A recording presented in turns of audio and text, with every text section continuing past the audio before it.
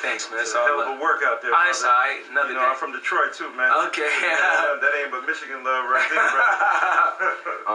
I'm not like no other athlete. I'm the first Floyd Mayweather. Yeah, right. I'm outspoken. Right. I think as I'm outspoken, I'm judged. Yeah. But we are judged. No doubt. No doubt. You know, I feel that majority of the time somebody see me, they have a thought instantly. Sure. I don't know if it's a good thought or a bad thought, but it's a thought.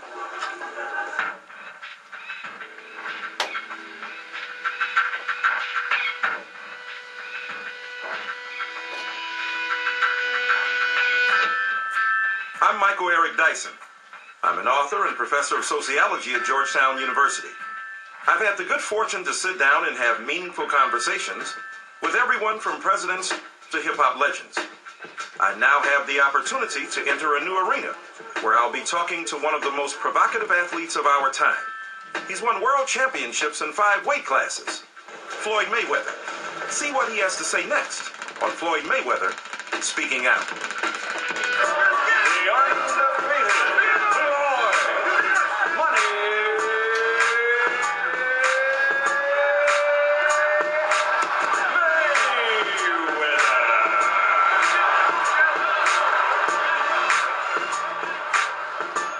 To get to the heart of a man, sometimes you have to go to where he does his best work. In the case of Floyd Mayweather, that would be right here, inside the Mayweather Boxing Club in Las Vegas, Nevada. This is the city where Floyd lives, trains, and on May 5th will take on Miguel Cotto and look to improve his record to a perfect 43-0. But there is more to Floyd Mayweather than a pair of boxing gloves. He's one of the sport's biggest box office draws, earning millions of dollars every time he steps into a ring. But with those spoils also comes the difficulty of operating in a world few can understand and even fewer can relate to. Between his wealth, family, career, and an impending jail term, the challenges aren't limited to the ring. Never shy to speak his mind. Floyd Mayweather, thanks for sitting down with us. Thank you for having me. I appreciate it. So May 5th is coming up. It's a big day for you. Tell us how training is going so far. Training is going like it should go. Mentally, I'm ready. Physically, I'm ready. And everything is playing out the way it should be planned out. You had a very well-known response in the last Victor Ortiz fight with Larry Merchant. You were in charge of the fight. You were aggressive and trying and taking advantage of what you saw. You know what I'm gonna do? Because you don't ever give me a face shake. You know that? So I'm gonna let you talk to Victor Ortiz, all right? I'm through. They put somebody else up and give me an interview. What are you talking about? What are you talking about? You never give me a face shake. HBO needs to fire you. You don't know shit about boxing. You ain't shit. You're not shit. I wish I was 50 years younger and I'd kick your ass. You won't do shit. Why was this the last straw for you? Me and HBO had it's been a roller coaster ride as far as our relationship. You got people that is boxing specialists. How can you be a boxing specialist or a boxing commentator if you never fought before? You don't know anything about the sport. What about if you say, well, a guy has been around the game 50 years, seen hundreds of fighters come and go, never fought himself, but could look at a fighter and discern that this is greatness and this is not? There's a lot of fighters out there that would do a remarkable job, you know, being commentators. But you got guys that's commentating and supposed to be boxing specialists that never even fought before. You know, I didn't just wake up and just become 42-0. I want to ask you, how do you remain hungry? I mean, here you are, you're what, 35 years old, you've been in this game for 16 years, and yet you remain at the top of your craft, at the top of the fight game, and you're still hungry. Is it about the money? Absolutely. Is it about being an all-time the best ever? Absolutely. The difference between me and any other fighter is they're talented. I'm God-gifted. You know, there's a difference. You know, God gives certain individuals gifts, and boxing is one of my gifts.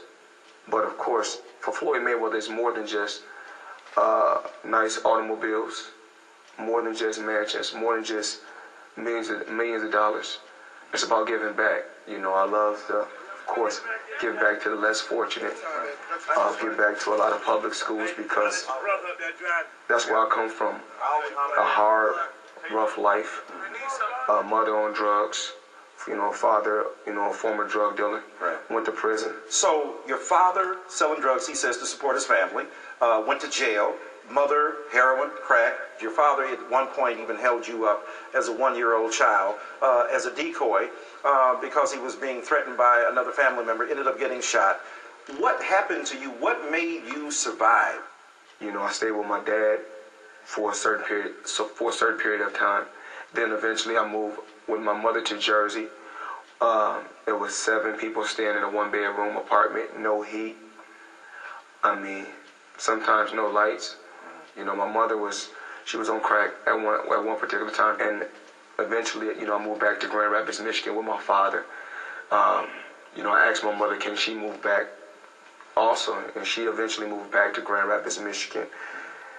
And I was happy when she moved back, but she was back on drugs. You know, I seen my dad sell my mother drugs. You know, just those are the things that I went through in life. But I'm a strong individual. I can get through anything. Right.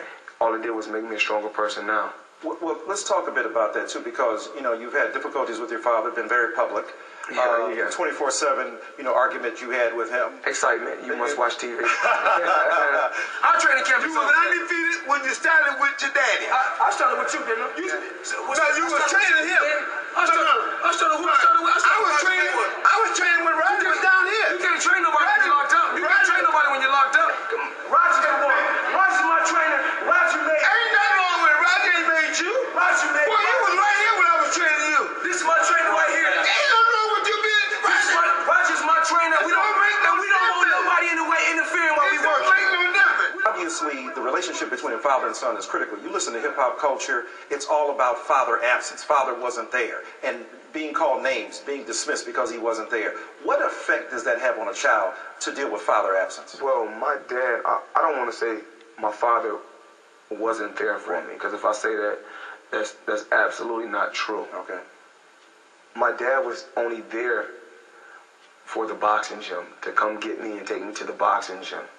But when I think back on it, me and my dad has never been to a movie, just me and him. Me and my dad has never been bowling. Me and my dad has never been to dinner and sit down and talk father and son. Me and my dad relationship has always just been boxing. Right. Nothing else, just boxing. If it wasn't about boxing, it wasn't about nothing. Do you miss the other aspects? Do you miss the intimacy? Going to a movie, hey son, how you doing? I'm proud of you. I mean, do you miss that part? Well, you know, I try to be outside the box and break the cycle. You know, I go to both of my sons' football games. Right. They play basketball. I don't try to force nothing on my children. Boxing was forced on me. Right. You say you got a God-given gift. They got talent, and yet it was forced on you. Do you think that your father was the instrument of God to make sure that you became a boxer? My dad did start me off. But it's no hard feelings. Sure. No hard feelings at all. Just because we don't see eye to eye and he's stuck in his ways, and he don't want me to love my mother because he feels that I owe everything that I've made and everything that I've done in the sport of boxing. He feels that I owe all the praises to him. Right. And I was trying to enlighten him and let him know he's not God. Roger Mayweather made the Mayweather name. Roger Mayweather made the Mayweather name, and I took it to the next level. Because when it's all said and done, it's only 2 motherfucking Mayweathers that count. Roger Mayweather and Floyd Mayweather. And motherfucker, I'm not no junior. I'm where I'm at because my dad, my uncle, right, my mother, because I'm inspired every day. You know, when my nieces and my nephews come to the gym, my sons, my daughters, when they come to the gym, it inspired me to make me want to work harder.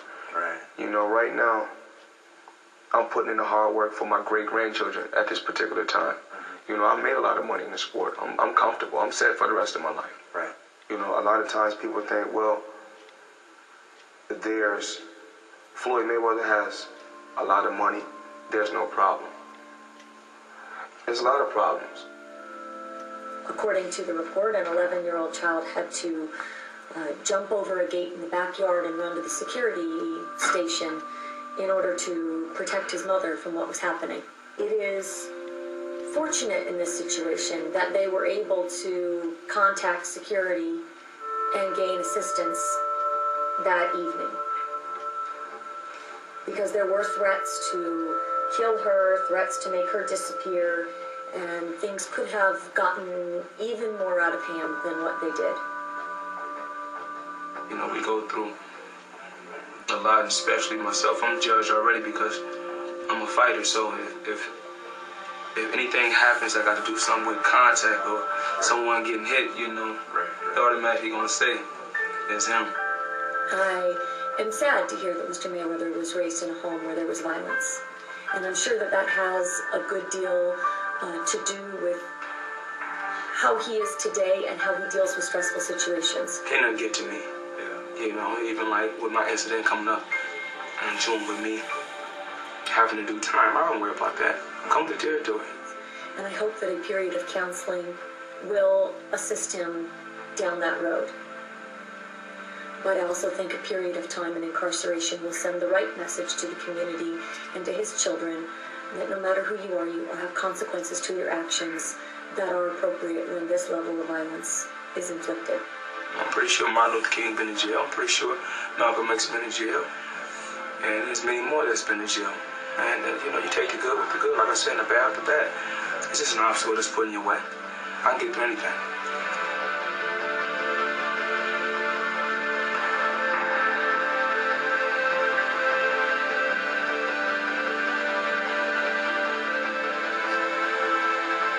Am I guilty? Absolutely not. You know, I took a plea. You know, sometimes they put us in a no-win situation to where you don't have no choice but to take a plea. I never want to drag my family through the mud. Right. I didn't want to bring my children to court. Never raised my hands to my children. You know, I got 4 beautiful children. I love them dearly. I'm supposed to be going to prison in June. And the only thing I can do is just, you know, keep my fingers crossed and hope for the best and try to stay positive. Can't nothing break me. Sure. I'm still going to be strong. If I'm locked up, I'm still going to make sure my mother got the finer things in life. And my sisters, you know, I take care of my whole family.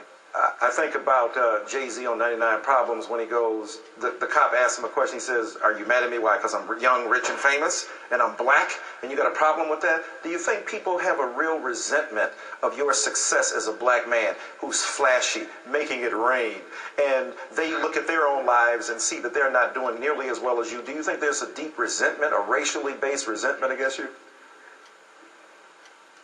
I don't think that no one would ever understand me.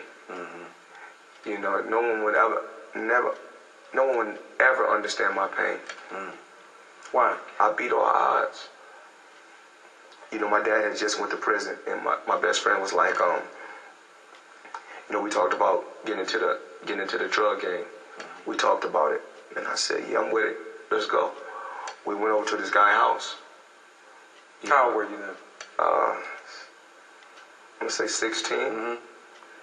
We went over to this guy's house, and something told me no. He said, "Forget it, I'm gonna do it." So he did it, and he's dead now.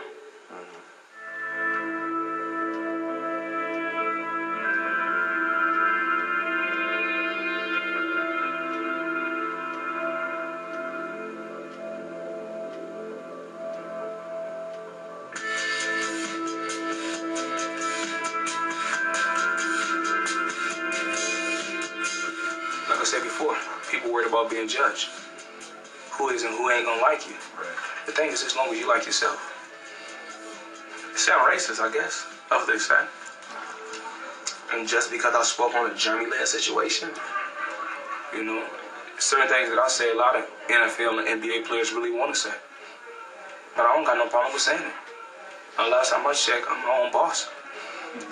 You know? Racism is still real in 2012, despite the fact we have a black president. People said we live in a post-racial era. That's pretty much baloney. We know that that's not true. Do you think race shapes the perception of you? You're good-looking, you're a brilliant fighter, you're very articulate and intelligent, and you're rich and you're confident. Some would say even cocky.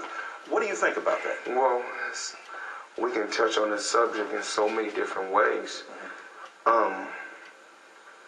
First, we can touch on it as far as me as a person. I'm outspoken.